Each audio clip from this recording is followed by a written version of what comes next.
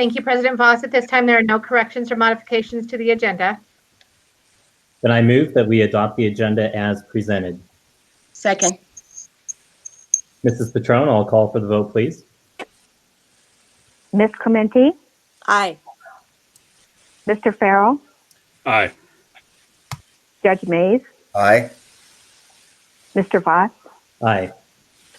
Dr. Wright. Aye. And we'll start off today with 2 reports. Superintendent Macaluso.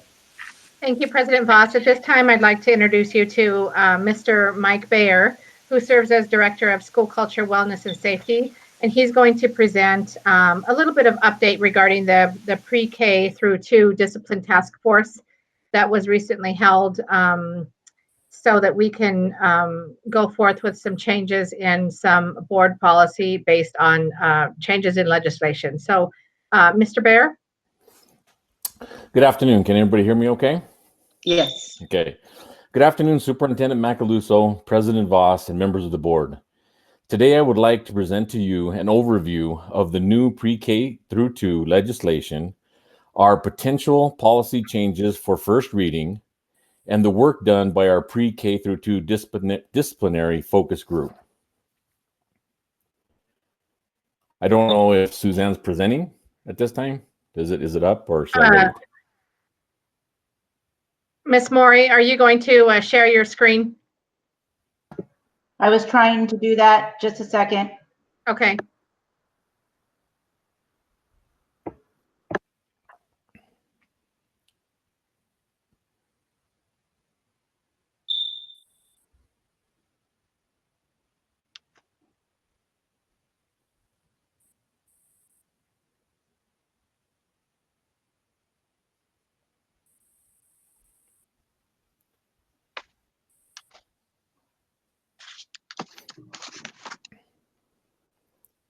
We can see your screen. Okay, so I'm on slide 2. Just a reminder, to everyone that everything from legislation to school level implementation is based on school law. We then derive our school policy based off of this law and then combine these policies into a student conduct and discipline code handbook that gives school level implementation and practice. This new legislation, House Bill 19-1194, has several components that affect how school specifically in preschool through 2nd grade. There has been detailed restrictions placed on the potential suspension, expulsion of students in preschool through 2nd grade. There are several components, including may suspend or expel. That makes it very clear that it's optional depending on the next circumstances, which we're going to talk about. If we're talking about a dangerous weapon, use, possession, or sale of a controlled substance, endangers the health and safety of others, and those are key words we need to focus on. Failure to remove the student would create a safety, and we also consider age, disciplinary history, disability, seriousness of the infraction, safety of staff and students, and would a lesser intervention suffice for intervening. And then there's also the point that it cannot exceed 3 school days. Our focus group specifically assembled to look at this new legislation and the effect on our current policy was able to meet twice, once in person on March 12th and once virtually on April 16th, 2020. We were able to have a significant turnout we were able to have a significant turnout of about 20 participants for both the in-person meeting and the virtual meeting. Both events yielded significant conversation around the effects of the new legislation and the direction the schools, the district, and the community can focus on in order to have the most meaningful disciplinary interventions for students pre-K through 2. Some of the members included school administration, executive directors, counselors, teachers, specialists, parents, community advocates, family engagement coordinators, administrative assistants, representatives from the ESS department, Health Solutions, Catholic Charities, and State of Grace, just to name a few. It was a great turnout. Some of our focus group outcomes included, we reviewed and gained an understanding of the new legislation, House Bill 1911-94. We reviewed and revised our current policies, there were 4 of them, specifically to address the new legislation, House Bill 1911-94. You can see a list of the policies, JKD, JKE, and then JKD, JKE-E, and then JKD, JKE-R, and then finally JICDA. These policies have been looked at by CASB, Kaplan and Ernest, the focus group, which I'm referring to, and Cabinet. And we're continuing to develop new interventions to support students and schools as we adopt to this new legislation and policy changes. This group also looked at current interventions in place in our district, so new ideas and new interventions specific for pre-K through 2 could be added and enhanced. And these were just some of the ideas generated by the focus group. Again, these are just ideas trying to brainstorm of how we can move this process forward for interventions. We talked about reaching out to the community agencies and understanding what programs they offer. It's very important that we don't overlap these programs, but we have access and knowing what they can offer our school district, our students, and our families. The work to have therapists in every school. We recognize the fact that that is a fiscal matter and it's something we would like to have long term, but it is something that would be very beneficial to the schools and the students. We want to make sure we train administration on available resources. That's important for the administrators to know what resources are out there and how to access them. And potentially to have one point of contact for finding resources for schools. Sometimes it's very difficult to have contact out there with which agencies and what are the contact numbers and who do I reach out to, so that one point of contact, trying to get that in place. We're talking about growing our restorative justice practice program and creating a menu of options for flowcharts and resources by tiers. We are talking about identifying community resources, including Health Solutions, State of Grace, Catholic Charities, just to name a few, and including those points of contact, and continuing training in trauma-informed care and multicultural resources. Identify parent resources and supports, as you know, when you're looking at students that are up for a suspension or expulsion in pre-K through 2 at that level. A lot of times the family needs additional supports as well, and seeing what we could do in those areas to help out. And also build on our tier 1 supports to help mitigate those behavior issues. These are the 4 policies that are up for evaluation by the school board for review and revision. These policies are directly affected by the recent changes in legislation, House Bill 1911-94. All 4 of these policies were looked at and revised by CASB, Kaplan and Ernest, our pre-K through 2 discipline task force, and Cabinet. You have the 4 policies in front of you. And as before, with policy revisions, the recommended changes are in red. Let's take a look at the recommended changes.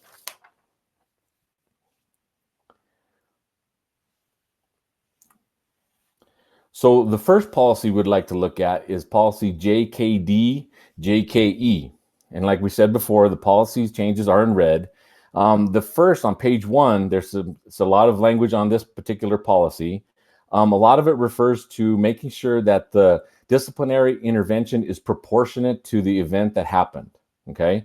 Another piece within this first portion of this policy is the board shall consider, or the the school shall consider the student's age, student's disciplinary history, are there any disabilities, seriousness of the violation, the threat posed to any staff or students, and the likelihood that a lesser intervention would be appropriate.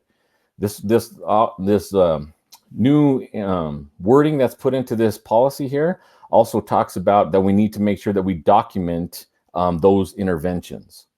Down at the bottom of this page, where it talks about delegation, it introduces some language around students in 3rd grade or higher levels. Okay, and then on the next page, page 2, it's being specific to delegation when we're talking about preschool through 2nd grade. So they're making that clear distinction throughout all 4 of these policies about what's happening grades 3 and up, and pre-K through 2. So those are the main changes to JKD, JKE that are proposed.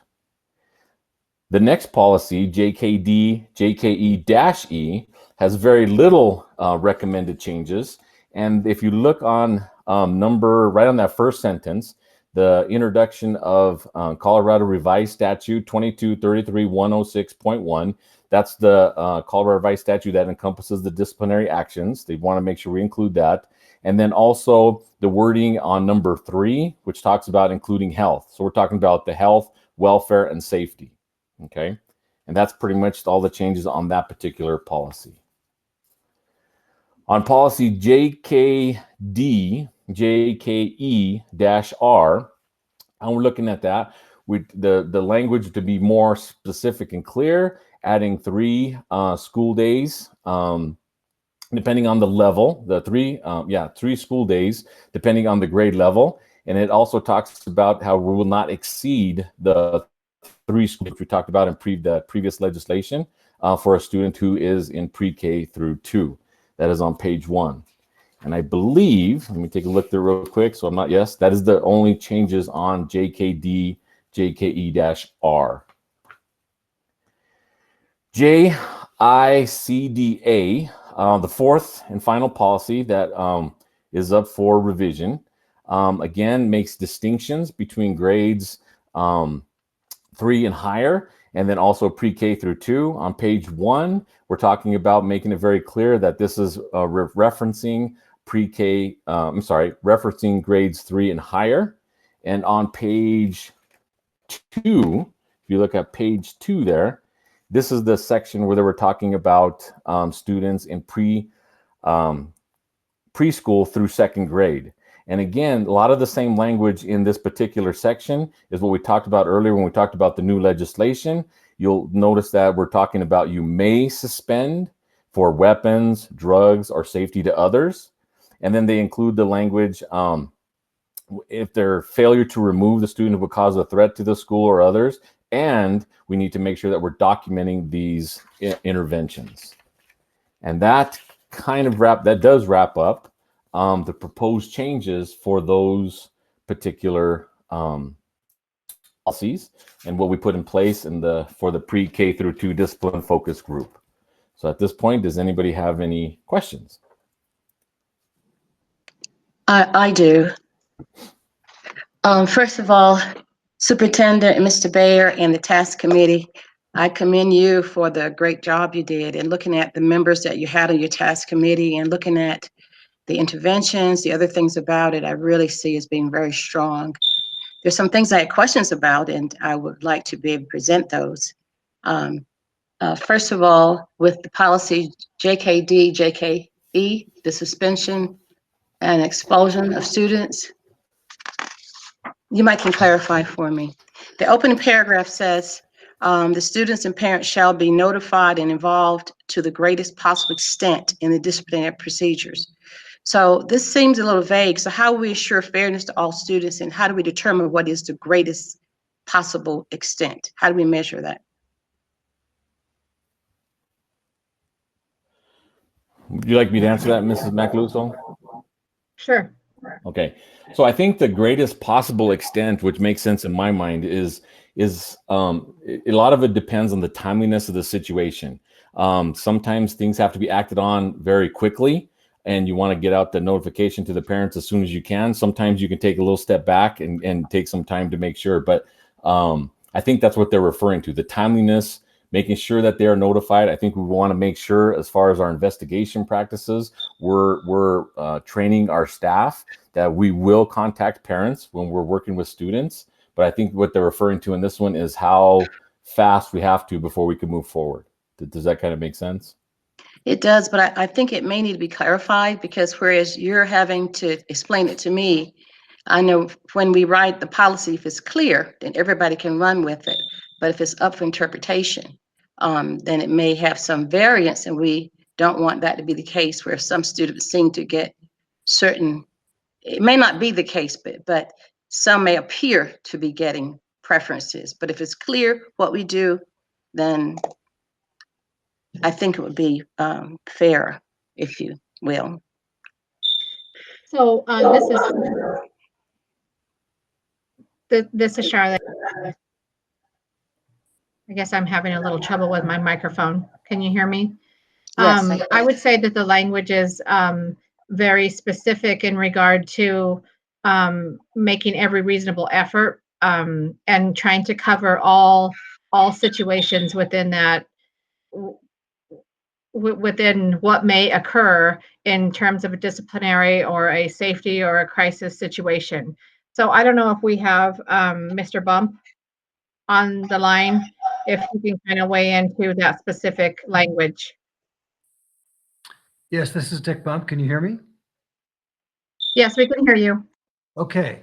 No, I think that the language, we need it to be somewhat flexible, as Mr. Baer has indicated. If we put in a standard, say 5 days, 3 days, or even 1 day provision, and somehow we didn't follow that, then we would be in a situation for potentially compromising the due process of the student. So I think the language is intentional in the sense that, and administrators, I think, in their training will get this, that they try to respond to the parents as soon as they possibly can, depending upon the nature of the circumstances and the conduct of the student. And this is Barb. If I could add, every situation and every instance is different.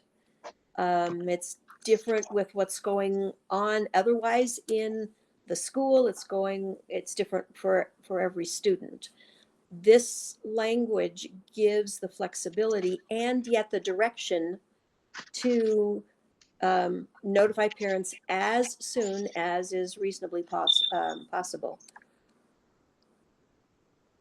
So I would affirm the language as it stands. Well, I like the fact that it's going to document the disciplinary intervention. And so the documentation will also show what we do for each student. So I think, Mr. Baird, that'll be a strength for us as well, because I see that's in the document. And that's good. So thank you for clarifying for me. But the next question I have is policy JKEE, grounds for suspension and expulsion. And some of this, you may know, and I may just need clarity. Tell me about the health. What behaviors are considered dangerous to health of other pupils? Well, like I said, I mean, there's a variety of different things that could potentially happen. But when something talks about the health, it could be, I'm thinking they could bring something into the school. It could be drugs. It could be, I mean, there's a variety of different things that I'm thinking that could jeopardize somebody's health, their own health, somebody else's health. They could bring pepper spray. I'm just trying to generate things on the top of my head that could jeopardize somebody's lungs and their asthma and that kind of stuff. So I'm thinking of those types of situations where it actually affects their physical health is what I'm looking at, their welfare, physical health. Okay, thank you.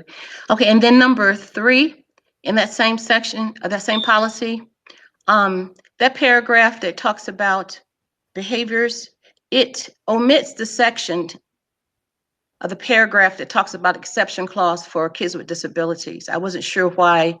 It's in our current policy and in the policy that you're proposing, but in the statutes, it also mentions the kids with disability. Did I miss that or something? It's You're clause talking about 22. number 3? Mm-hmm. There's another section of that paragraph. That's like the first few sentences, but the rest of that paragraph talks about students with disability, that in that case, you will be following their IEP. It gives an exception for them that there's a separate way that we would be doing discipline with them because of that. But the paragraph was cut off, and I wasn't sure if that was intentional. Honestly, this policy was in place before I came on board, so I don't know why that would have been omitted, if it was, or what the rationale would have been. I mean, this is the kind of the policy that we've been working off of, and then, like I said, we're just looking to add that health piece to that. So, Okay, I don't know I if anybody understand. else can help out with that particular omission. I don't know who had been around at that time.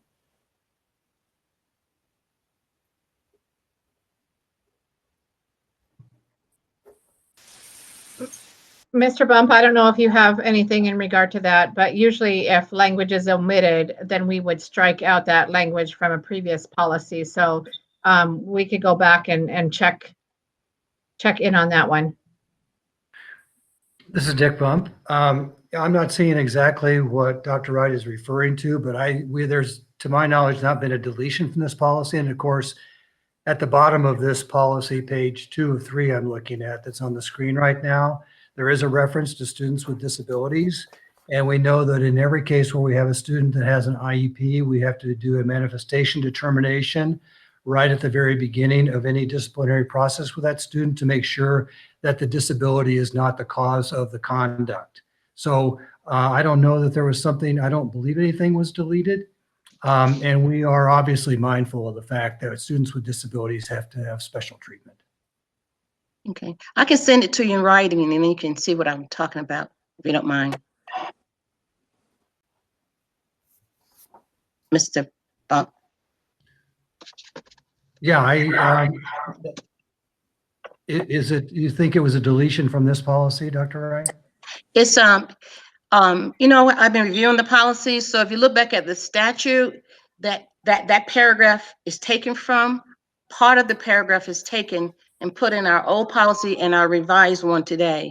And I wonder why we didn't include the whole paragraph, because the bottom of that paragraph dealt with the exception of it says section 22-20-1035, and it talked about students with disabilities. And it says what you said, and I know that's true, but I was wondering why we did not keep it a part of our policy.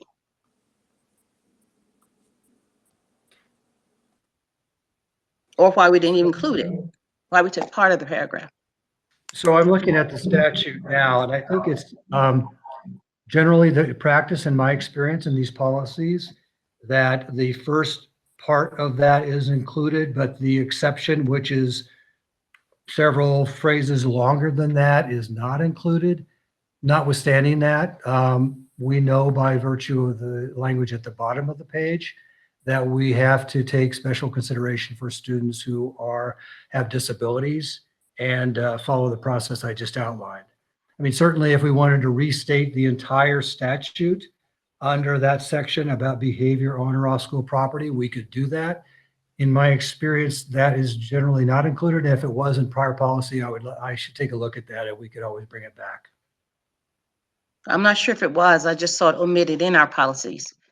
Well, because it's omitted here in that paragraph, Dr. Wright, certainly does not mean that the remainder of that statute would not apply to our process, and our administrators are aware of that. Okay. All right, our next policy, JKD, JKER. And so this is the, some of this is procedure. So, Mr. Bayer, I know some of it may not apply to your full presentation, but since it's in the policy and it's our, as you say, opportunity as a board to review it for revision. So some of these things, I guess he would have to speak to and others. Notice, it says the procedure for suspension, number 1, notice. It talks about giving the parent and student notice of contemplated action. If you notice, the next sentence says, such notice may be oral in writing, but it says if it's in oral, it needs to be given in person. And if it said if it's written, then it may be sent through the US mail. And my question regards parent notification. So does this mean that if a student is being considered for suspension, that the parents will be called and they have to come there and get the oral in person as is stated here? Otherwise, we know if the written, like Mr. Baer was saying earlier, some circumstances are critical and you know, you very well can't wait till something goes in the mail. But I just noticed that in our policy, we said oral in person or through the US mail. Is that something that I think that we may don't look at?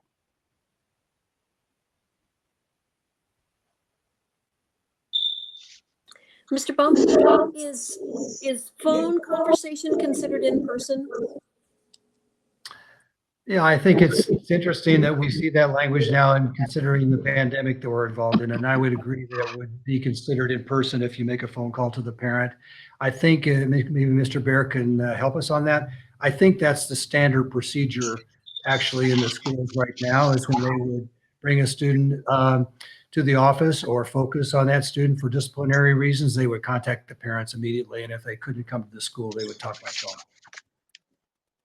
That's exactly right, Mr. Bump. What typically would happen is if a kid is up for a suspension or expulsion, first of all, is there's a phone call made to the parent saying, we need you to come in.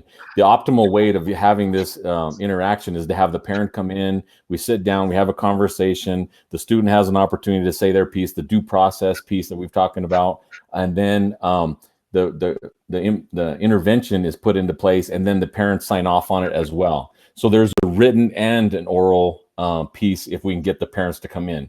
The difficulty is when a parent can't come in, that's when, typically something would be mailed home, then notifying them that the kid would be suspended. Does that kind of answer? But typically a student is brought in, when he's brought into the office, phone calls are made home orally, and then we ask the parents to come in so we can actually sign off on the paperwork. Okay, I understand. Contact. I'm sorry. Yeah, I understand. I just think it should be clear then that phone so that it can't be misinterpreted as being in person physically. The other thing about it is the notification number 6, is that the same notification as the one earlier, the contemplate action, or is this a second notification? It talks about after they're suspended. I know you say you notify them before they're suspended. Does this mean they also get notification that they're after it's done, after the hearing?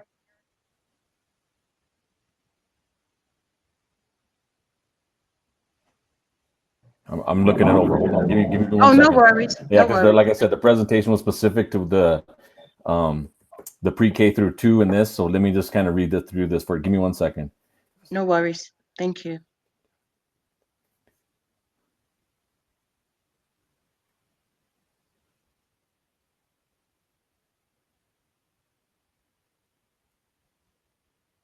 Okay, so tell me the question again. I apologize. Okay, I'm just trying to understand the process. And it looks like that we notify them either by phone, which is termed in person, or by written delivery that you're contemplating action. You said contemplated action, you're thinking of suspending them. Then it tells us, number 3, they have an informal hearing.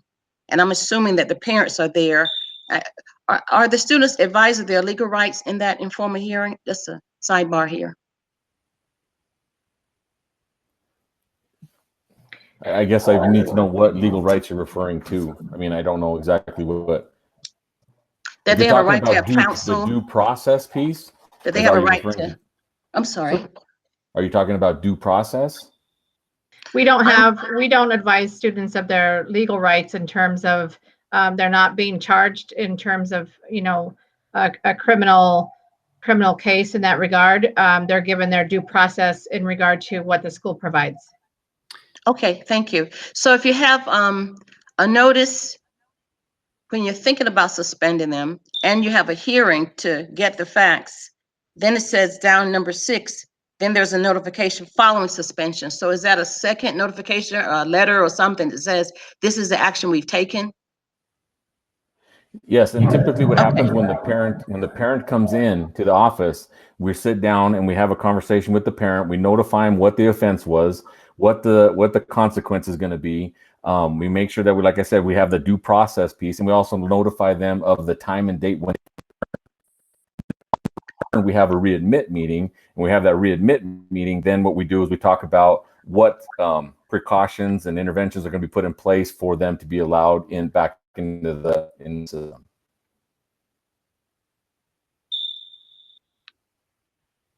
Are you still there, Mr. Bear?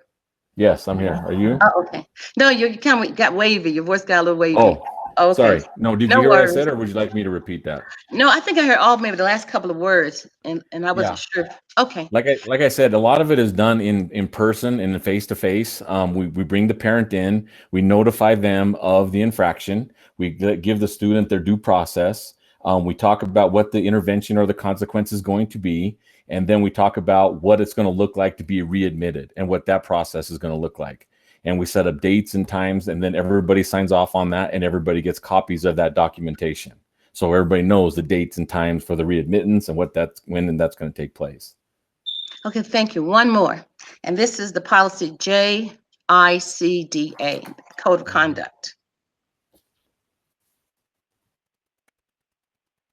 Okay.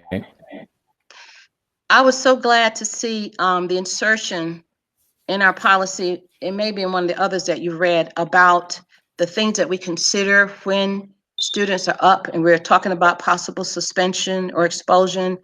And I really like the idea of the interventions that we do, because the statement F, I think it's section 1.2 F, and it says that each school district is encouraged to consider each of the following factors before suspending and expelling a student pursuant to provisions of subsection 1 of anyway, F says whether a lesser intervention would properly address the violation committed by the student. And that was one of the things that I was looking at before when I saw that out of the list of things that a student could be suspended for, one is dress code.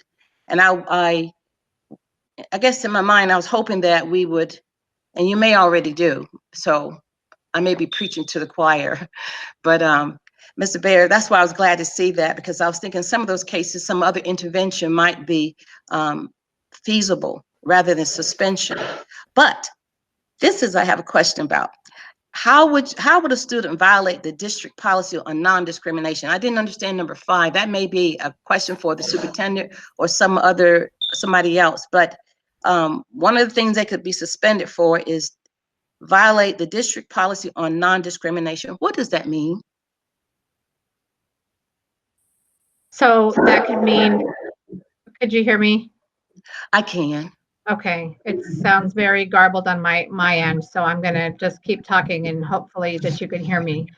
So that could mean any number of violations in regard to being disparaging to others, in regard to racial slurs, all other policies included thereof in terms of their conduct and interaction with others.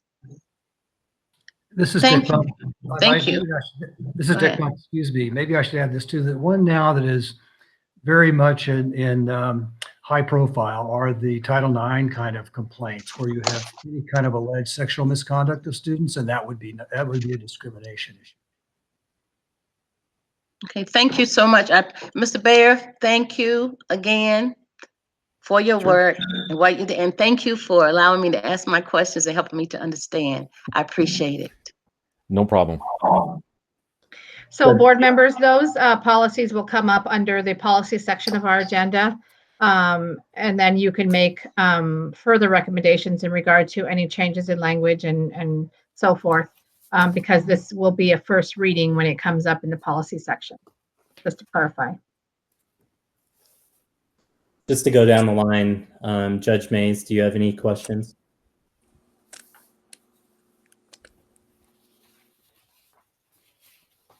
I'm sorry, Mr. Boss. I don't at this time. Thank you. Mr. Farrell? Yes, thank you. I have a couple things. First of all is procedural. Ms. Macaluso, you just mentioned these coming up for first reading. On the agenda I'm looking at, it says second and final reading. And unless I'm mistaken, we haven't seen those before. So I'd just like some clarification on where we're at with these. Sure. Thank you, Board Member Farrell. Mrs. Patron, if you're on the line, it was my understanding that we were bringing these forth again on the 19th for a final reading. So today was going to be a first reading for information. This is Barb. There must be some disparity somewhere, because the agenda that I'm looking at online right now says first reading. So maybe the first one was a typo. I see that in the header it says first reading. The recommendation is it says for second and final reading. So I see it says both of them there, actually, now that you point that out. So I believe the intent was to bring it forth as a first reading and then bring it back again on the 19th for a final reading. But we'll see if Ms. Patron is back on the line or if she can respond to that. Ms. Patron, are you available? Yes, and what the recommendation says is that the board will review the modifications on first and recommend any changes for second and final reading. And so I think that's the confusion. Oh, recommended. Yep. Yes, so we will recommend, the board at this point would recommend any changes for second and final reading, which will be brought forward at the May 17th meeting. It was just tricky language. I understand it now. Thank you. I got it. Oh, you're welcome. Thank you for that clarification, Ms. Patron. You're welcome. So then to the other question. Thank you, Mr. Bayer and the task force for coming together and reviewing this and comparing the new legislation to our policies and seeing what needed to happen. I just notice in policy JKD, JKE, that first one that we looked at, those additions to the top, which Dr. Wright were also referring to in considerations to take before corrective action is decided upon. Is that, let's see if, sorry, Ms. Morey, I know you had closed it, but there it is. That those additions in that first part there, those are applicable to all grade levels, correct? Not just this K through 2 that we're looking at? All grade levels. Okay, that's what I was curious about. Again, thank you, and thank you to everyone who participated in the task force to look at this. Thank you. That's all I have. Ms. Clementi? Thank you. I don't have any questions or requests for modification. I think that Mr. Bayer and the task force has done a great job of incorporating the language of the law as we asked them to do. So thanks for your work. I think we're good with these as presented, and I'll look forward to seeing them in the second reading.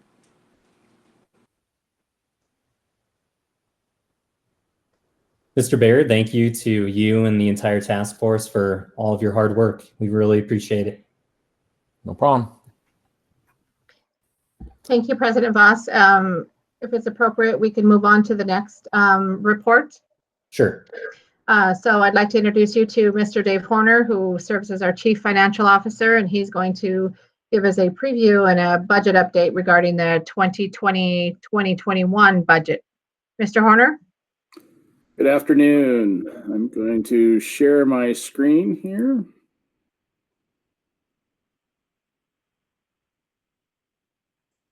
This is going to be a new trick for you, Mr. Horner. Oh, I think we mastered it though. Okay, good. So do you see the screen is the first question. We do see the screen. Is it large enough that you can actually see the numbers? I think we're okay. Okay.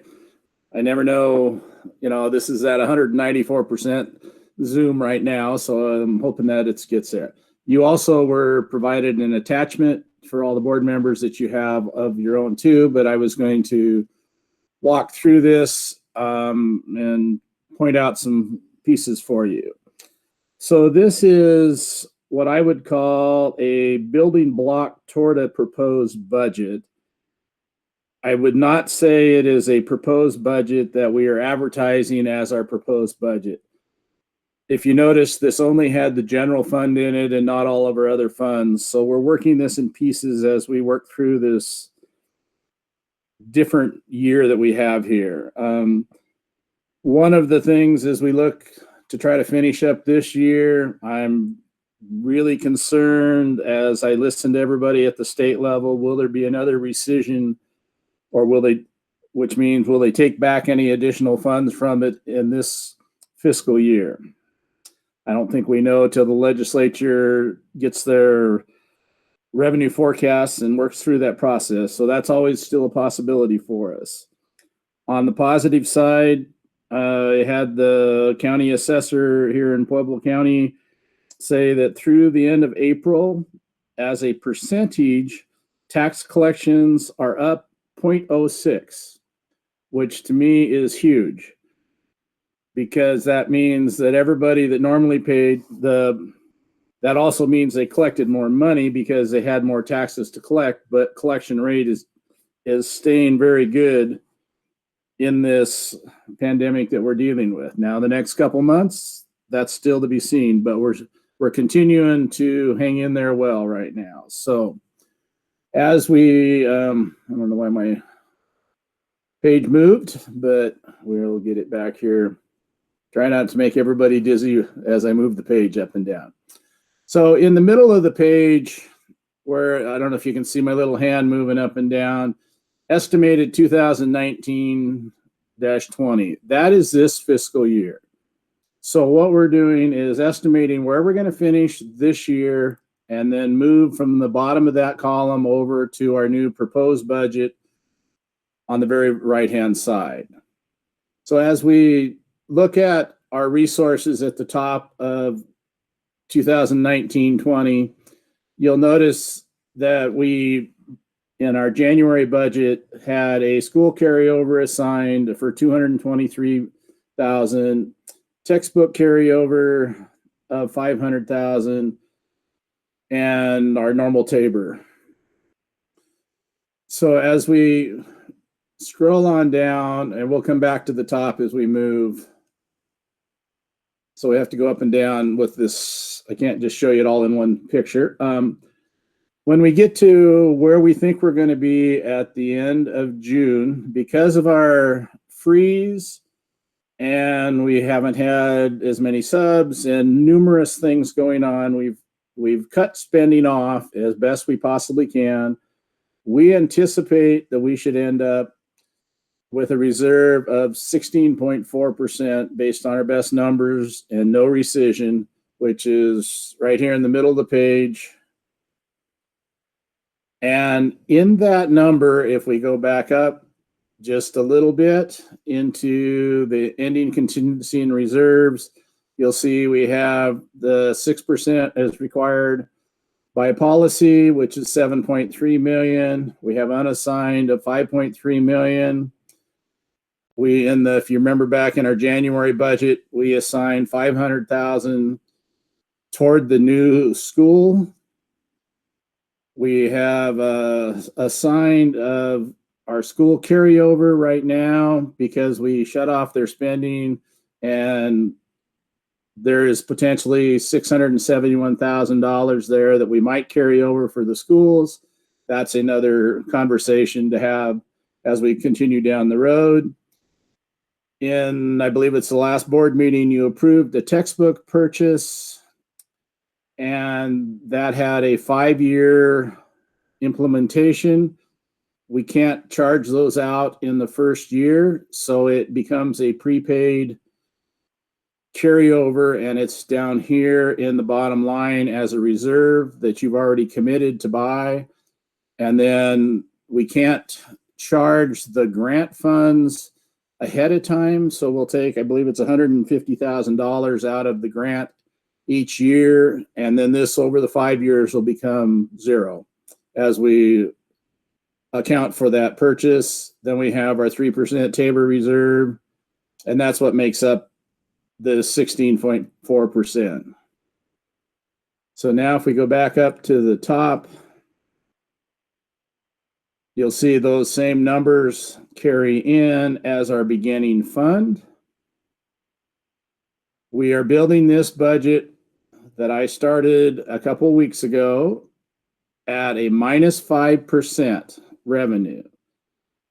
As you listen to what's going on at the state level, we might need to be at -10, we might be at -15, we might be at the base, which for us is -19.11. So that reduction, as you see new additions of this budget, that's going to change. But right now, this is a balanced budget with a 5% reduction as our starting point. So that shows property taxes going down and state funding going down because of revenue needs. In this document, if you can follow my little hand down here, are transfers. Currently, I am still transferring the same amount to athletics. Internally, we have talked about pre-COVID of cutting that down a little bit, 100,000 or something. But because right now they gave back a lot of fees, I am not sure where we're really at with athletics. I know Rick is having conversations with CHASA about what does the fall athletics look like. There's many pieces out there that we don't understand yet. So I haven't made any modifications to that. Future conversation yet to happen. We are transferring the same amount into our insurance reserve. I am, in this document, I am reducing the transfer to capitals by $1.5 million. So that's part of how I'm getting there. The preschool and the charter allocations are based on the reduction of the 5% in the PPR that we're receiving. In the actual document, we have no steps, no COLAs, essentially a freeze on salaries is where I'm at right now in this document as we work it. I know no negotiations have been done and everything, but that's where this document is. As we look at it, as I listen to what the other districts up and down the Front Range are doing, that's very consistent with where they're looking at, and other things that, depending on which model we look at, where we're going to end up with. Let's see, we have minor reductions in curriculum right now in this document. We've reduced our forecasted interest income, $360,000, because interest rates continue to drop. Let's see. We also have tried to make adjustments and tighten the budgets as best we can based on what we know of this year in there. There's also a 0.5% increase in para, because July 1, there is an increase on the district side. There is no money in here for the employee side figured, because theirs also goes up. So I have not included anything in there. As we come down this outside column to our ending fund reserves, currently in here, there is the required ending fund of your 6% by policy is 7 million. Unassigned, I have a negative number. I have increased the new building by 500,000, so there's now $1 million there. I have the 4.3 million in Tabor, which brings me down to a 9% reserve, which is my directed by board policy to get to. So then I was going to go on through, I don't know if you want to ask questions about that before I start going into more details, or how you would like to follow, Chairman. May I ask you just a quick question? Sure. Did I understand you to say that in these figures, you do include the district para contribution, that additional amount? That is correct. Okay. Thank you. Okay. So as we continue down into this document on the pupils count, I modeled a 350 student decline based on pre-COVID activity, which shows on page 2. Page 3 just is some tax information for your reference in the document. Then when we get, this is the funding page, which is, what is that? 4, I believe. Yeah, page 4, if you're following on your own personal copy. What we did in this document is, instead of going in and modifying all of our other estimates of how many additional students to take off, we came in here after the average and we reduced this number 16,181 by, we added, took off 100 to end up at 16,181. So essentially we're crystal balling 450 student drop for next fall on October. So as we look at that,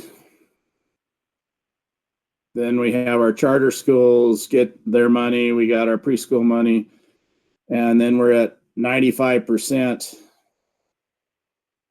And then the 16, so we end up with a $132 million program budget. On this sheet, this capital needs to be reduced by 1.5 million, which I didn't notice till today, and I'd already printed it, but it will be adjusted. As we move forward, I think there's other conversations both internally and with the board that we need to really talk about. I don't know what a 10% reduction looks like. I know, 5% is about a $7 million cut. So if you go 10%, that's another $7 million. You go 15, that's $14 million more to cut. When you think about our budget and the pie chart that we shared in January, we're 83% range in salaries and benefits. And then we also have some contracted services of personnel. So we're almost 85% in people. And if you're doing a 15% cut, that would be, if you don't take any people, that's cuts everything above that.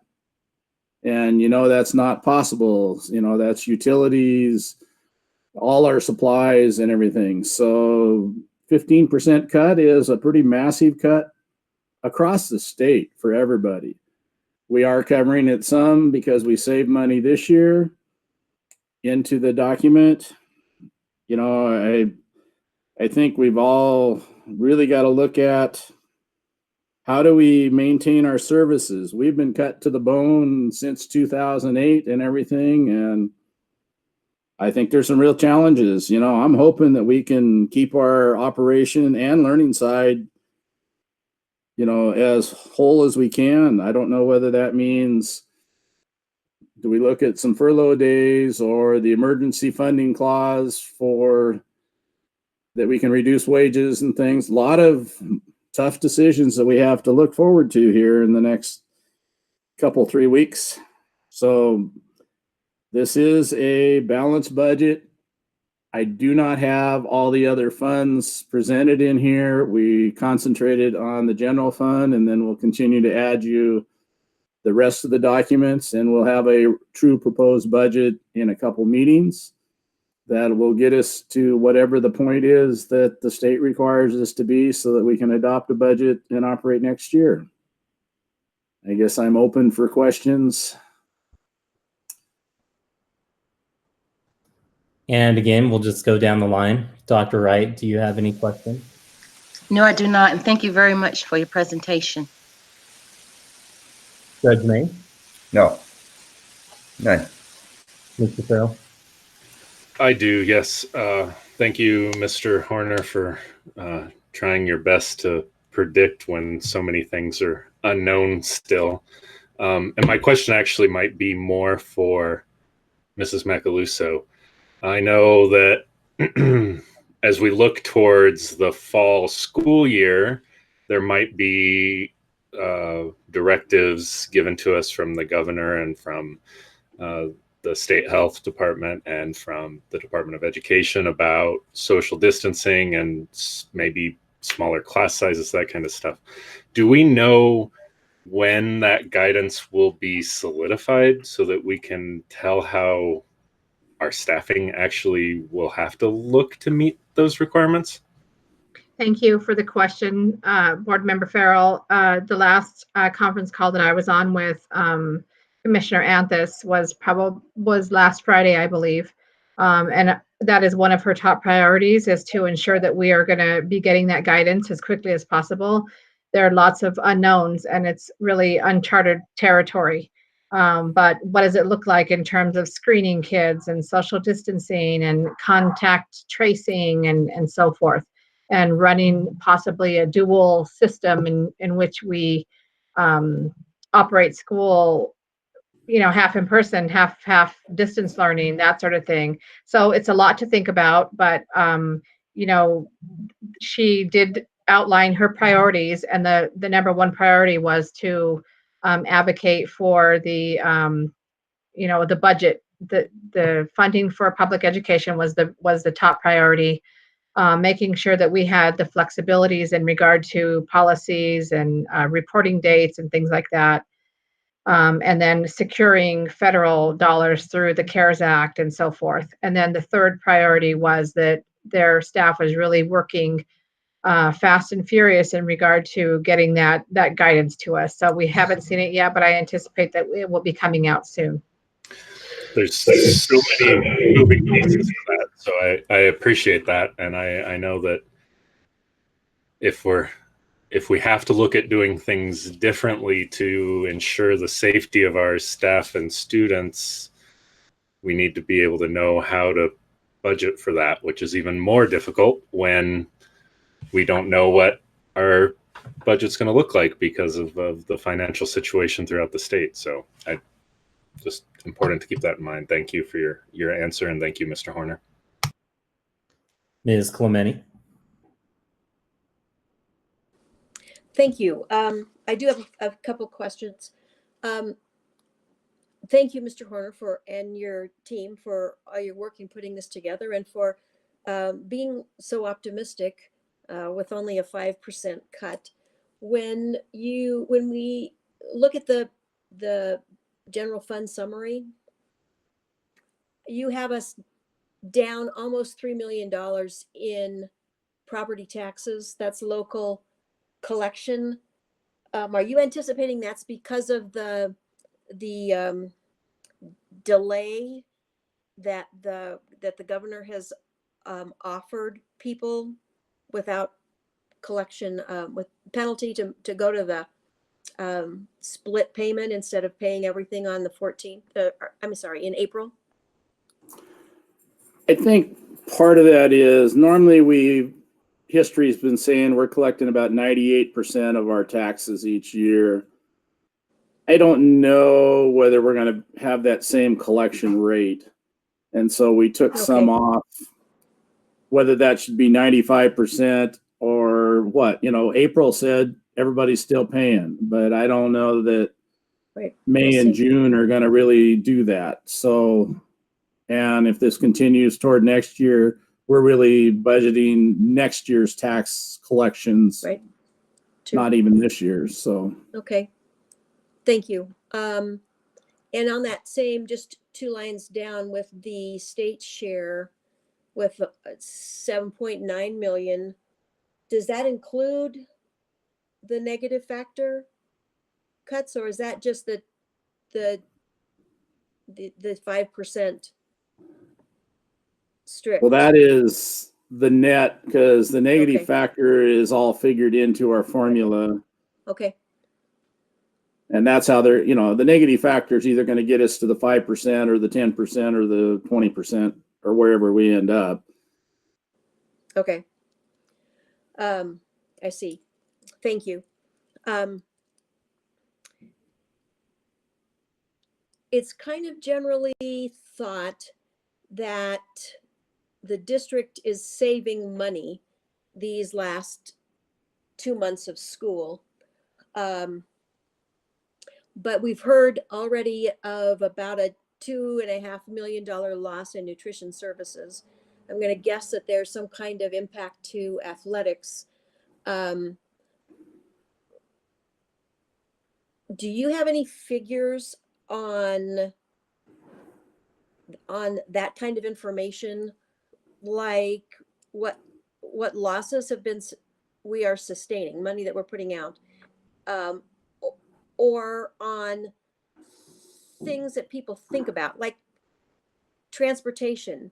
It seems to me we're in a contract, we're still paying those, at least a good portion of those transportation costs, so that those employees can take home, continue their paychecks. Are we saving money on transportation? We are saving a little bit of money on transportation. The payments during this kind of situation were all defined in the contract. And so we are paying as per the contract. It's not 100%, but it's a substantial amount of the contract. Okay. And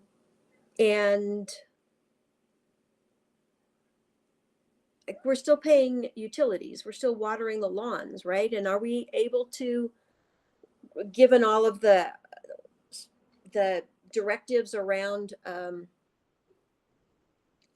this pandemic, are we being able to continue watering our grounds and servicing those, mowing them, and that kind of thing?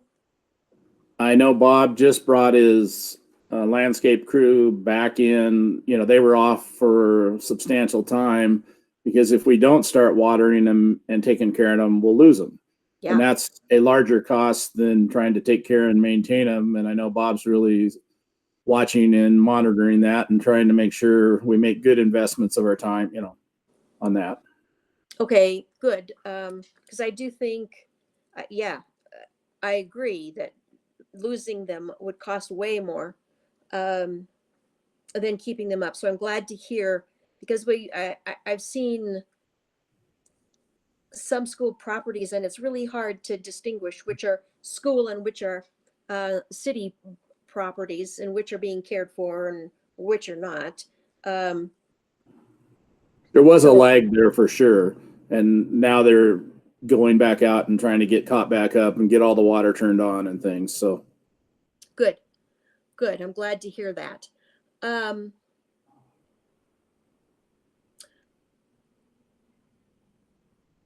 It's my sense that our budget is about 20% local and 80% state share. Is that sound about right? Without doing the math, yeah, that's probably pretty close. Okay.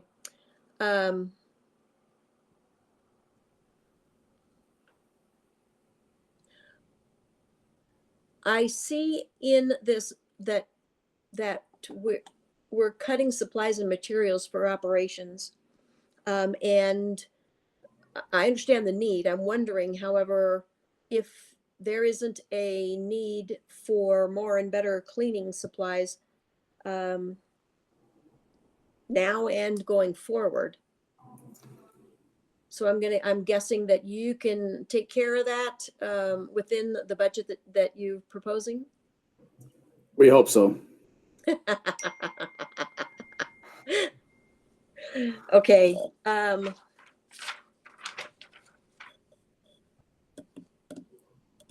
I would like at some point to see a kind of overview, and maybe we're not going to get it until the fiscal year closes, of any losses the district has had over the last, since spring break, by virtue of not being open. I know that, like you mentioned, food service, and like she reported at the last meeting, has less revenue, and you know, some of that federal CARES money possibly can be used towards some of that to recover the cost related, but the rules haven't been well defined yet what we can use for that. We may end up having to make her whole, you know, as part of the rules from general fund. That's a real possibility. We don't know how much that is, or, you know, exactly where that's at, but she's definitely not served as many meals. Right. And yet we've served everyone who's needed meals to the community. Correct. Right. So that's an issue that we're going to have to consider. And I don't know if there are others that are in the same boat. Okay, so that takes care of my questions for now. Thank you, and thanks again to your team for all of their work. Great. Thank you. Mr. President, I have another question, please. Sure. Along the same line, and thank you, Bob, for bringing up those topics, because one of the things I was asked in the community, and maybe you can help me, Mr. Horner and Superintendent, with an answer, and they were wondering if we were saving money in any direction to be able to provide more technology. I know that you gave so many of those electronics to middle school, high school. So the question I was asked is, are we saving anywhere that we can shift money to help serve the kids that we didn't reach? Thank you for your answer. We are saving some money, and we are using that to cover the revenue reductions that we're anticipating for next year, and trying not to make massive cuts next year. And then they're even talking about year 2 and year 3 that we're going to have struggles with budgets. So I am not seeing a surplus amount of money. Now, whether some of that CARES money that's coming from the federal can be used towards serving the kids better, I think when we get the guidance out of that, that's something that can be looked at, but we don't have enough guidance yet. We have preliminary guidance, but not the true documentation yet. Thank you very much, sir. Appreciate it. I would just add to that we have incurred cost in regard to purchasing of hotspots and so forth. And so I think the thing to consider is that the replacement cost in the event that we don't get technology devices back and that sort of thing in terms of future replacement. Thank you, Superintendent. Well, thank you, Mr. Horner, and thank you to your team for all of your hard work. Thanks. I'll pass that on. We'll move on now to 8.0 special resolutions. Superintendent Macaluso. Thank you, President Voss. So as you all know, we would like to do the recognitions for the 2020 Colorado Teachers of the Year award recipients. And so are we on the resolution? Are we going to do the resolution first, President Voss? We are. Okay, so I would ask you to consider the Colorado Teacher Appreciation Week, May 4th through the 8th, 2020, in terms of that resolution. Sure, and I'll go ahead and read that. The Colorado Teacher Appreciation Week Proclamation. Whereas teachers mold future citizens through guidance and education, and whereas teachers encounter students of widely differing backgrounds, and whereas our country's future depends upon providing quality education to all students, and whereas teachers spend countless hours preparing lessons, evaluating progress, counseling, and coaching students and performing community service, and whereas our community recognizes and supports its teachers in educating the children of this community, now therefore be it resolved that the Public School District Number 60 Board of Education proclaims May 4th through the 8th, 2020 to be Colorado Teacher Appreciation Week.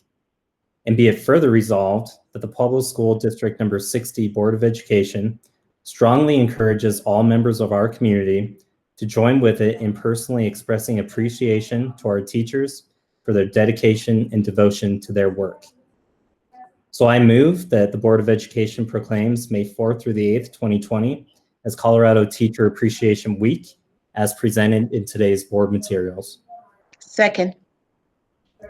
Mrs. Patron, I'll call for the vote, please. Ms. Clementi? I would like to commend Superintendent Macaluso for the notification that went out, that went both from the district and the Teachers Association, TEA, to everyone via email. And I was very excited to see that. It's a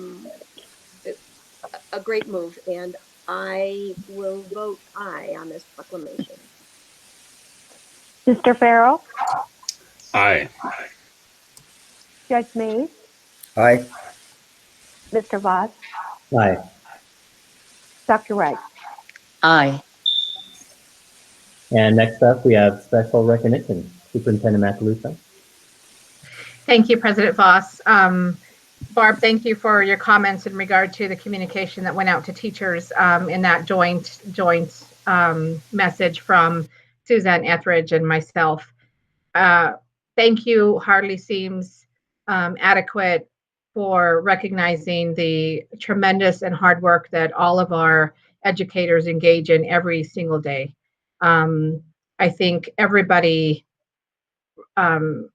acknowledges their work and extends appreciation for them every day.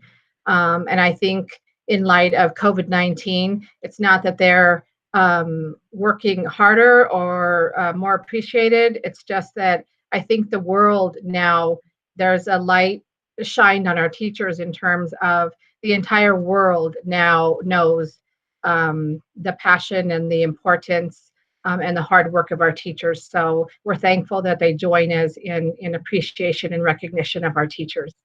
So without further ado, I would like to introduce Mr. Dalton Sprouse, and he has a very special recognition and presentation for our Colorado Teacher Awards. We usually do this. This is really the highlight of our May in terms of recognizing those teachers that are nominated for Teacher of the Year and identifying who the recipients are. So, Mr. Sprouse. Well, thank you so much, Superintendent Macaluso, President Voss, Vice President Wright, members of the board. This is, as the superintendent just mentioned, this is an exciting time for us to recognize our teachers. We're proud of the work that they're putting forth during these unprecedented times. And it's a special time for us to recognize, traditionally, early in May, to recognize our Colorado Teacher of the Year Award recipients. And to do it this way has been kind of interesting. So if you follow us on social media, you've likely seen, just making sure my mic's on, but if you follow us on social media, you've likely seen several posts this week celebrating the work our teachers are doing. Now, some of those are celebrating the nominees for Colorado Teacher Awards. Others are sharing posts from our schools that are doing outstanding work to recognize their teachers as well. And sometimes that's coming from the staff, sometimes it's coming from students, but nonetheless, our community, certainly in D60, we're celebrating the work that our great teachers are doing district-wide. But today, I'd like to present to you a little bit of information here on the Colorado Teacher Awards. Annually, the Colorado Teacher Awards recognizes the teaching profession by honoring the distinguished teachers in our school system as a Colorado Teacher Award recipient. In Pueblo, we have our own chapter, and it's in its 36th year. This year, we had 9 outstanding teachers that were nominated, and 3 were selected by a 12-member committee that was co-chaired by Pueblo attorney David Lytle and Leslie Shepard of SunWest Credit Union. The Colorado Teachers Awards was founded by Charles W. Lurch in 1956 and recognizes excellence in teaching as a tribute to all teachers. So today, I want to share with you a little bit more about our committee, because this isn't a D60 committee, although we do have a seat at the table. Both local school districts are represented. We have the university and CSU Pueblo, and we also have business members that are from the community that are represented on this committee. But the committee, ultimately, we collect the nominations, and then we share those with a third party who actually grades and scores those. So that way we make sure that we're not involved as a district in the selection process. The committee does function with a list of sponsors. You can see there on the screen. And I'd like to just kind of jump right in. So let me share with you some of our nominees here. As I mentioned, we had 9 outstanding people nominated. One was Verla Hutchins at Corwin International. She's a drama and exploratory team teacher. Also, Miss O'Connor from Bessemer Academy, and she's the PE teacher there. She's served in some of our other schools as well. Miss Rivera, a kindergarten teacher at Franklin Academy of Innovation. Miss Student, who is at Beulah Heights Elementary, and she's their intervention and instructional coach. Miss Van Hee, a legend at Central High School. She's a CTE extraordinaire. She does the DECA program, teaches marketing, computer applications, and more. And Miss Vigil over at Highland Park, who is an ESS teacher there. Next, I'd like to introduce you to the three recipients of this year's Colorado Teacher Awards. First is Miss Griglock. And I'm going to pull up something here, but Miss Griglock was nominated by Sandra Montoya and Kathleen Lewis, two of her peers. She was also nominated by her principal, Principal DeCicero, over there at Hoff. Ms. Griglock has taught at Hoff Elementary since 2001, teaching 3rd grade, 4th grade, and even kindergarten. She's also Hoff's math coach, its No Bully implementation coach, Peace Summit coordinator, PBIS chairperson, school beautification coordinator, social committee chairperson, and a certified trainer of the 7 Habits of Highly Effective Families. From her nominees, this is one of the things that popped out to me. She's warm and she's caring. She works diligently to build a personal and positive relationship with every single student and their family. I'd like to congratulate Ms. Griglock on an outstanding job.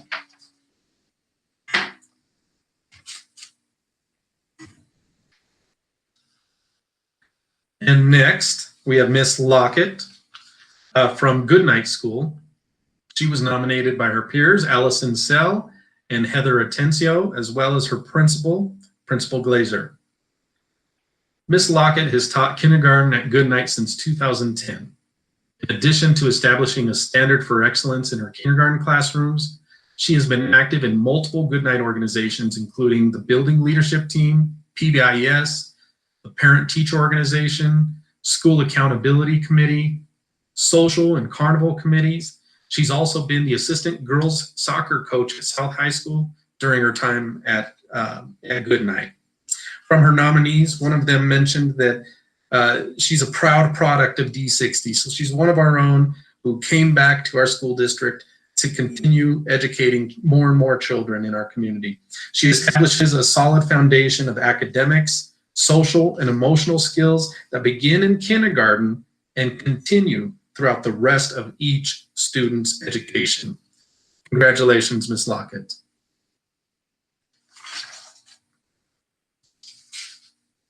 And next, from Irving Elementary School, the PE teacher there, Mr. Markert. He was nominated by Miranda Genova and Christina Benavides, his assistant principal.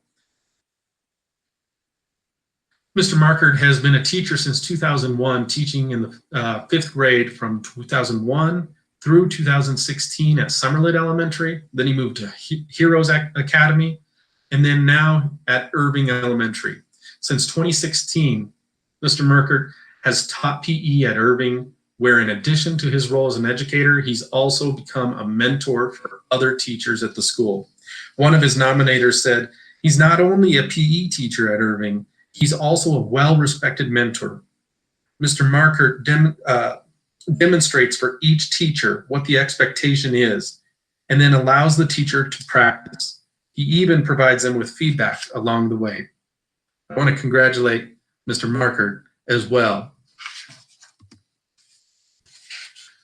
If I could, just one more time, thank everyone for participating. Obviously, Colorado Teacher of the Year Awards is only successful because, number one, we have so many great teachers, but because those teachers nominate their peers.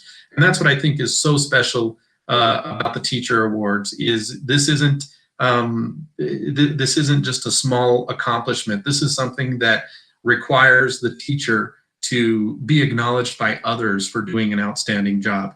And if I could, I just want to go back to this slide here, Ms. Griglock. I don't think that I got to share her slide. I got lost in my PowerPoint presentation here, and I just want to recognize her and show off her picture there. And I want to encourage everybody that's out there watching to go on our social media accounts and share the post. We've not only put them together for our award recipients, but for all honorees that were nominated. So congratulations to all of them. They did an outstanding job.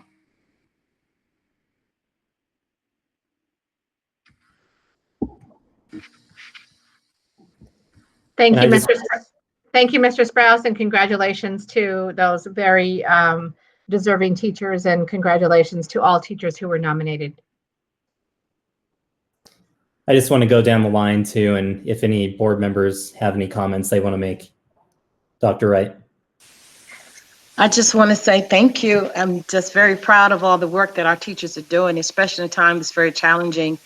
And I know it may have been very difficult even to pull some out because of the others that are working hard as well. But congratulations, very proud of you. Thank you.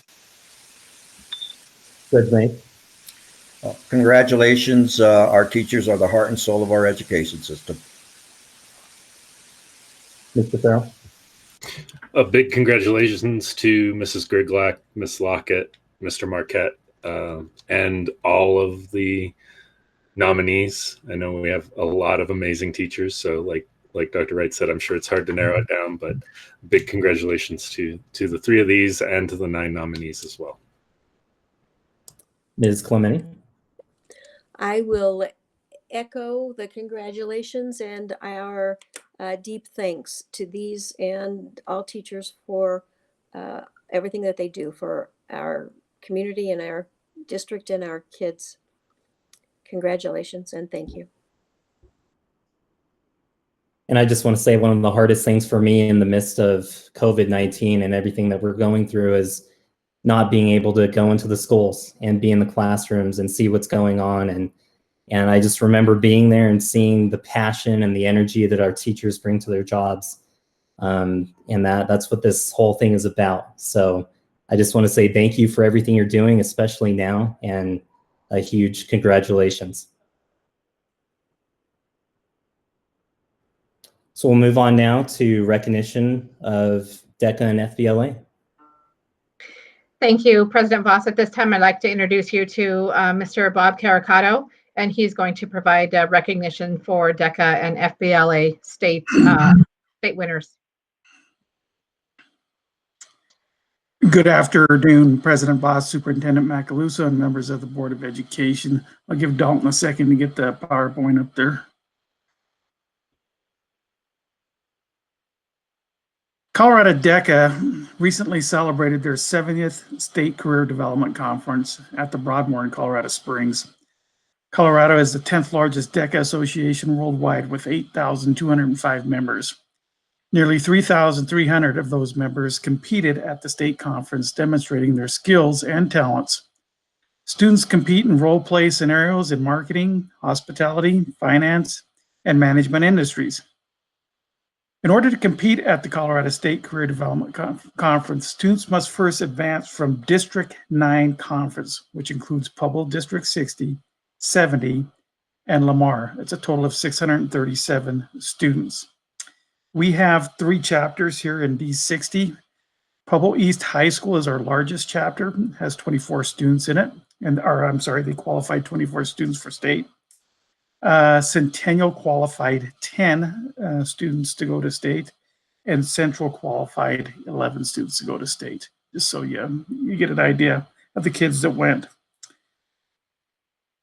2 students from Pueblo Centennial and 1 student from Pueblo East qualified for the final rounds. In the finals, Jolie Dow, a Centennial senior, placed second in Principles of Hospitality and Tourism. The second place finish qualified her for nationals in Nashville, Tennessee. This was Jolie's first year participating in DECA. Caitlin Johnston, an East High School senior, placed second in Hospitality and Tourism in Professional Selling. The second place finish at state also qualified Caitlin for the national competition in Nashville, Tennessee. Caitlin This is Caitlin's third year in DECA. So I would like to congratulate both of these students for their accomplishments up at the state DECA conference at the Broadmoor.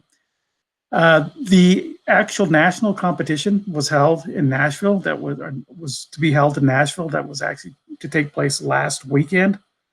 Unfortunately, because of COVID, it was canceled, so they didn't get to go. But I want to recognize those students for their participation and their qualification to go to the national conference in Nashville, Tennessee.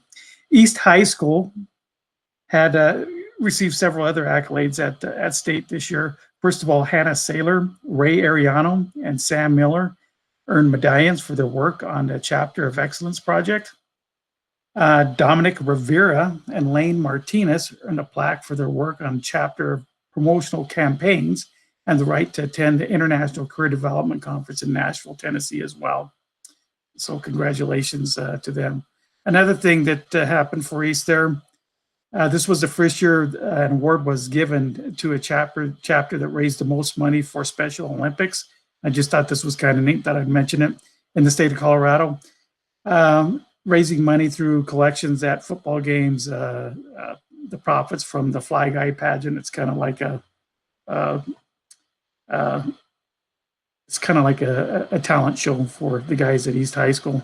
And donations at a jar in the store allowed East High School to win that award. So congratulations to East High School for that.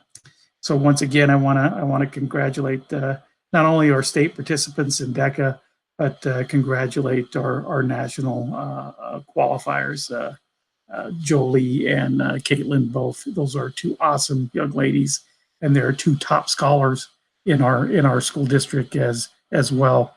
Matter of fact, I believe Caitlin is going to CU, and I think she's actually going to join the ranks of the teachers. I think she wants to become an elementary school teacher, and I believe Jolie Dow is going to go to MIT. And she is going to be studying economics and data. So two awesome kids.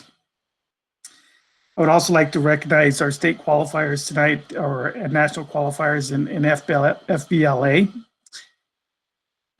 Future Business Leaders of America hold their state competition in the month of April. The last 2 years, it's been at the Gaylord Mountain Resort. More than 6,000 high school students compete from across the state. This year, due to the coronavirus, this annual event was canceled, leaving an entire year's worth of work for FBL competitors with no closure after their district competitions. They had districts which usually qualify them to go to state. So they had districts, but obviously there was no state competition held. So thanks to the vision and leadership of Centennial High School's FBLA sponsor, Christopher Madrill, the students at Centennial High School were provided the opportunity to compete for both state and national honors through a virtual competition, which I think was really cool. Pueblo Centennial High School was the only school in Pueblo that was recognized at the FBLA State Leadership Conference, with 12 students achieving 10th place or higher finish out of 1,000 students from across the state. I would first like to congratulate those top 10 students, or those 10 students who qualified in the top 10. They are RJ Topol. He qualified for Introduction to Information Technology. Adrian Martinez, Bryson Arnott, and Sean Deerhart in website design. They were top 10 placers. Dylan Larson, Introduction to Business, and Andrew Zhang for Personal Finance. So congratulations to those state placers up at in the virtual competition for FBLA. I would also like to congratulate the following 5 students who qualified to compete in the National Leadership Conference for FBLA. Kira Reyes, she placed 4th up at state in Introductory to Information Technology. Rachel Appenzeller, 3rd place for Cybersecurity. Andrew Lee and Justin Schur, 2nd place for Emerging Business Issues. Nadia Jackson, 1st place in Introduction to Parliamentary Procedure. And Josh Thatcher, first place for insurance and risk management. Awesome job. Congratulations to each and every one of those students.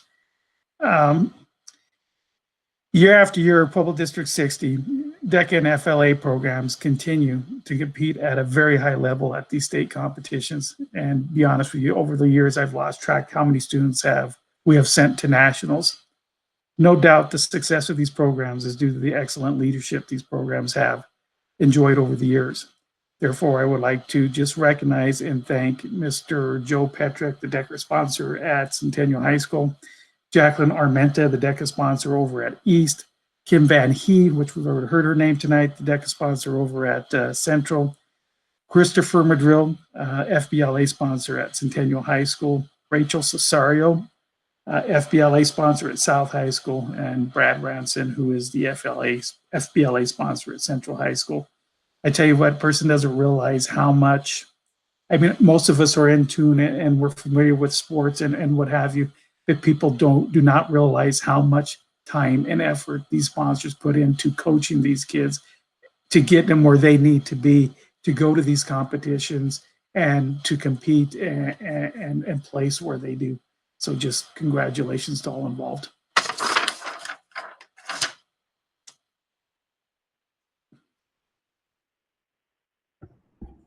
Thank you, Mr. Caricato. Again, congratulations to all of our students.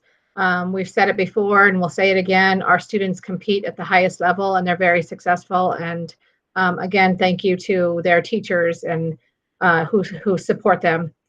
Great job, congratulations. So we will move on now to 10.0 policy. Superintendent Macaluso. Thank you, President Voss. These are the policies that were brought to you in the report. So we would entertain any other revisions or modifications or suggestions at this time. And again, I'll just go down and see if we've missed anything that we didn't get in the conversation earlier. Dr. Wright? I have no other comments at this time. Thank you. Judge Nate? I'm fine with what we've been presented. Mr. Farrell? Nothing for me, thank you. Ms. Clemente? No, thanks. I stand by my earlier comments. Thanks again for the work here. And I'm Thank you. okay as well. So thank you. So we'll bring that to the next board meeting for second and final reading and request approval. We'll move on now to the consent agenda.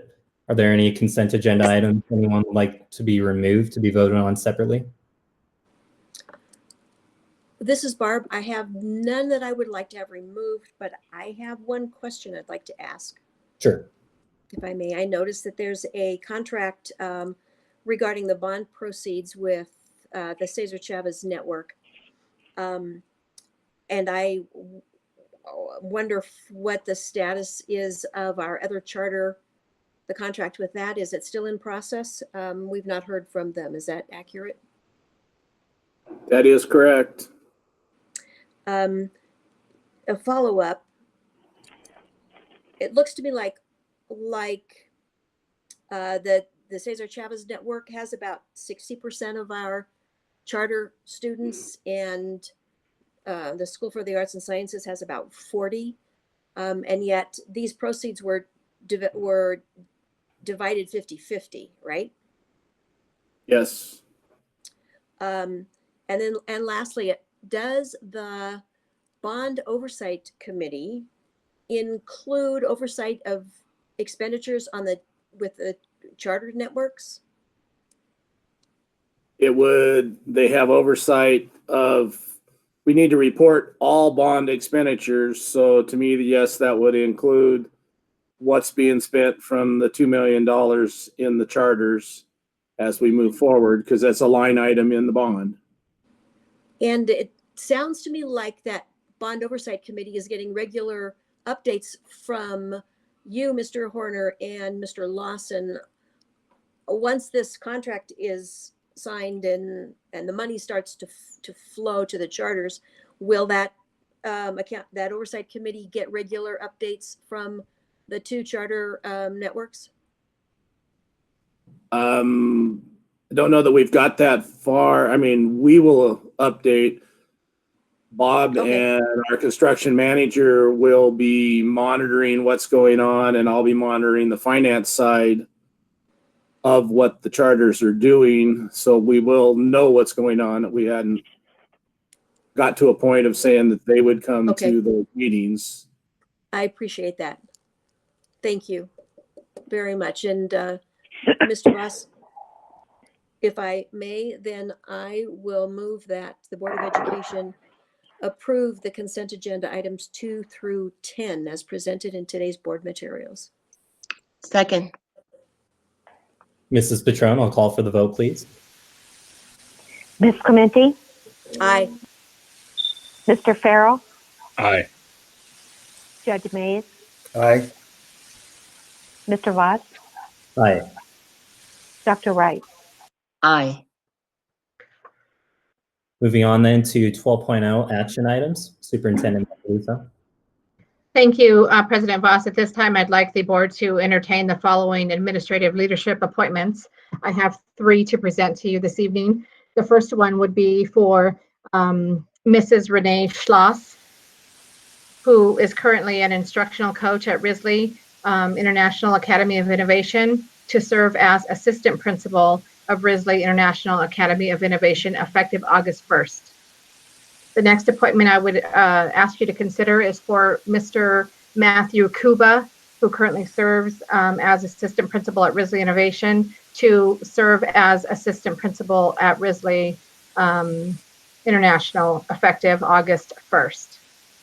And finally, for Mrs. Crystal Reed, who is currently in response to intervention coach at Roncalli STEM Academy, to serve as assistant principal at Roncalli STEM Academy effective August 1st.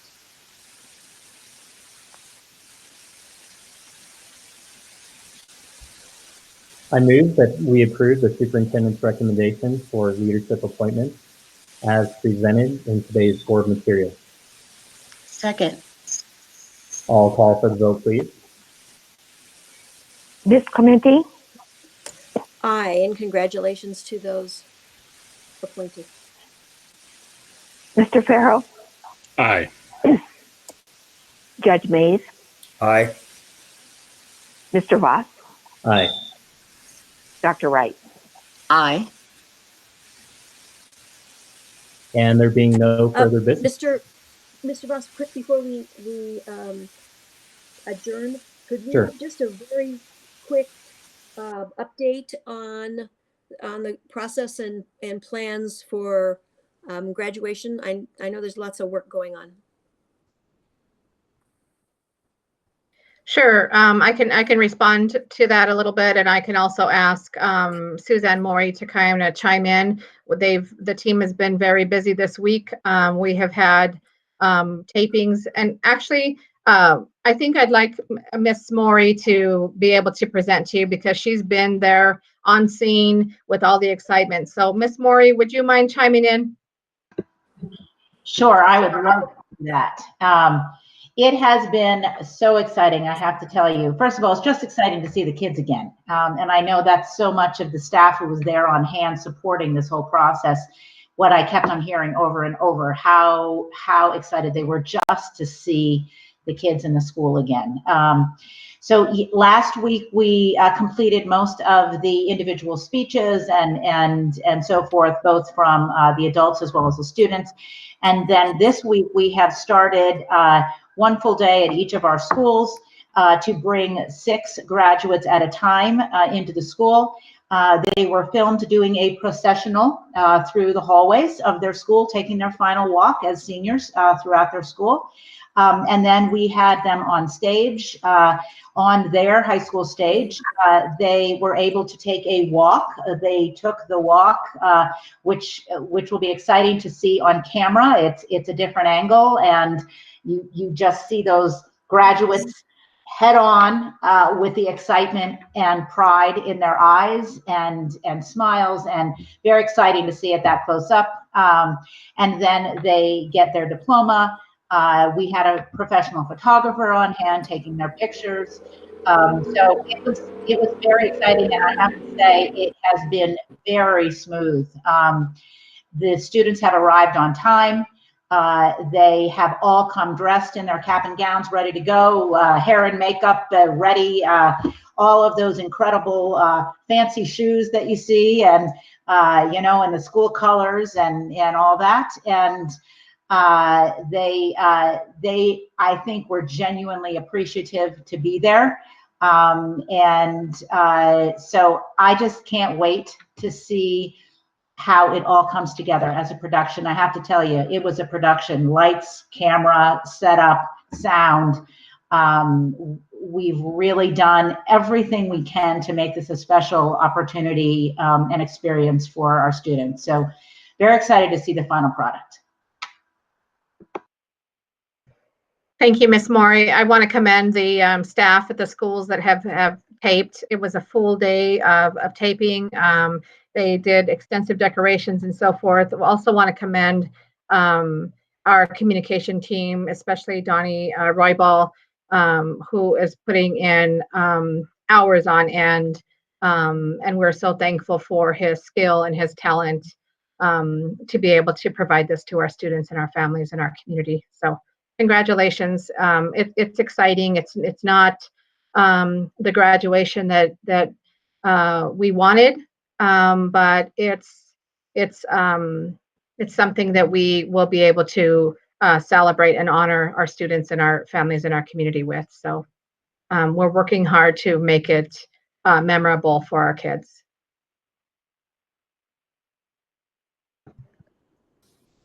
Well, thank you for that update. And thank you for all the work that everybody is putting in. I know it's a tremendous amount of work, and I think I speak for all of us when I say we have all the confidence in the world that our staff is going to put out something pretty incredible that our students can be proud of and cherish. So thank you for that.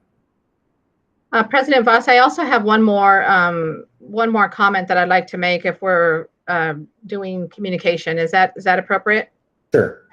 So recently I was, and I hope that I'm not going to catch Judge Mays off guard, because I don't necessarily have his permission for this, but recently I was sent some communication from the board of directors at the Junior Achievement of Southern Colorado. And I'd like to just mention to everybody that Judge Mays was selected as the recipient of the Spirit of Entrepreneurship award. And so this award is really presented to individuals who work positively to impact the economic vitality of the Colorado region with bold ambition, dynamic vision, and unyielding work ethic. And so I just want to recognize Board Member Mays for always working hard to improve the outcomes for our community and serving as a role model to our students and to our school district. So thank you, thank you, Judge Mays, for your leadership.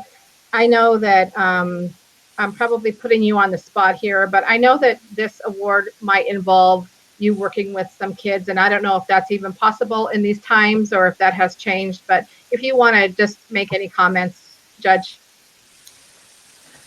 Thank you, Ms. Macaluso. And as always, it's just a tremendous pleasure to be able to work with kids and see their progress and how they react to the situations, particularly in today's time. Yeah, this was a nice award that I really wasn't expecting. Got it out of the clear blue sky that Joe Aldaz, who used to be the chief operating officer at Chavez Huerta, nominated me up in the Colorado Springs area. I think there are 3 springs here, and I think there's one other area that they pick nominees and awardees from.